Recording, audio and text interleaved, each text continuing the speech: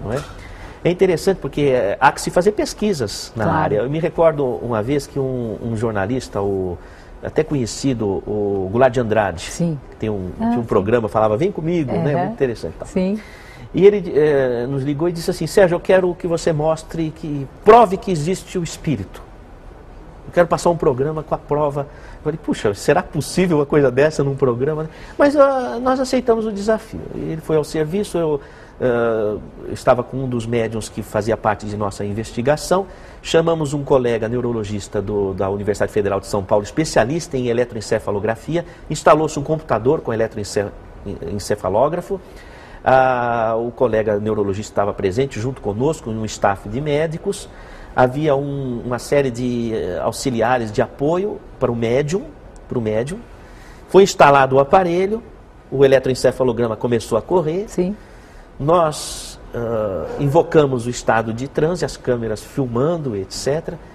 E o Goulart de Andrade, muito gozador, muito engraçado, falava assim, manda vir um Misifree, né? Eu falei, nossa, vamos ver o que vai dar, né? E aí manifestou uma entidade.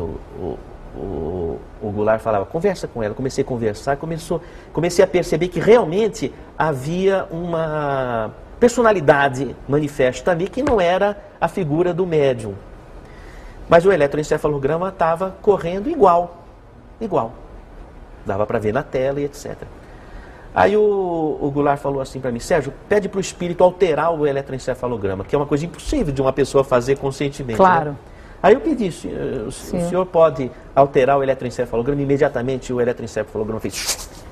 Não é? Sim. O Goulart de Andrade parou o programa e falou assim, convencido?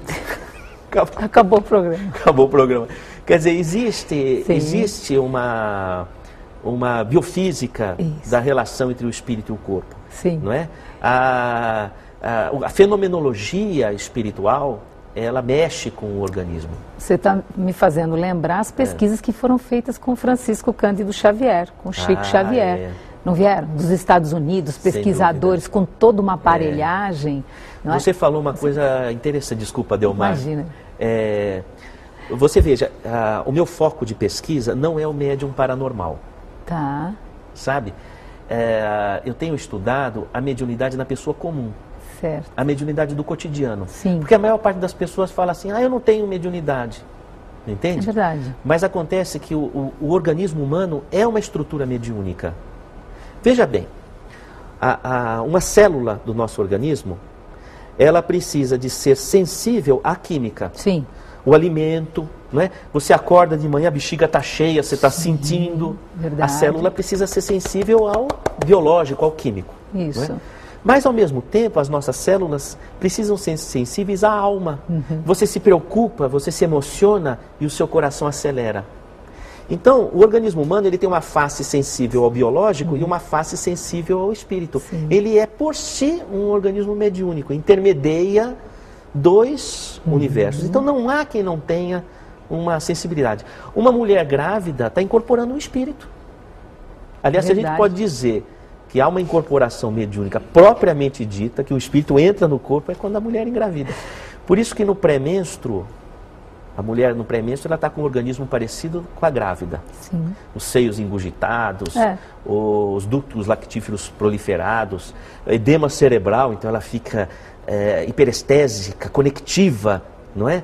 O útero com o endométrio alargado para receber o embrião. Sim. Mas se não vem um ser renascente ali, não é? Ela fica aberta para o espírito que estiver ali, de acordo com a sintonia dela. Então ela fica fora, meio fora. Se a sintonia não for positiva, aquilo sintomatiza. Aí, ou na área de comportamento, ou invade o hipotálamo e tem reações orgânicas. E aí vem a TPM, né? A famosa TPM, a famosa por exemplo. TPM, que é sempre dias antes. Exatamente. E muito se fala da influência da mãe sobre o feto durante o período da gestação. E pouco se fala da influência do feto sobre a mãe. Quando você diz que há. E eu lembro que na minha segunda gestação, eu tinha uma vontade de comer um determinado legume que não era comum minha vida toda, eu já tinha 27 anos. Assim que eu dei à luz, parou à vontade e quando ele já era um bebê, começou a comer comida salgada, era o preferido dele. Então você vê uma coisa tão, olha, interessante, tão né? concreta, vamos dizer assim, o quanto essa questão mediúnica que você está dizendo. Você vê, a Raquel Soifer, uma grande psicanalista que estudou psiquismo fetal, ela detectou uma fase da grávida que é esquizotípica, em que há uma cisão da identidade, uma dissociação. Sim. Uma primeira fase esquizotípica. E por quê? Porque tem uma outra consciência invadindo a mente dela ali. Exatamente, exatamente.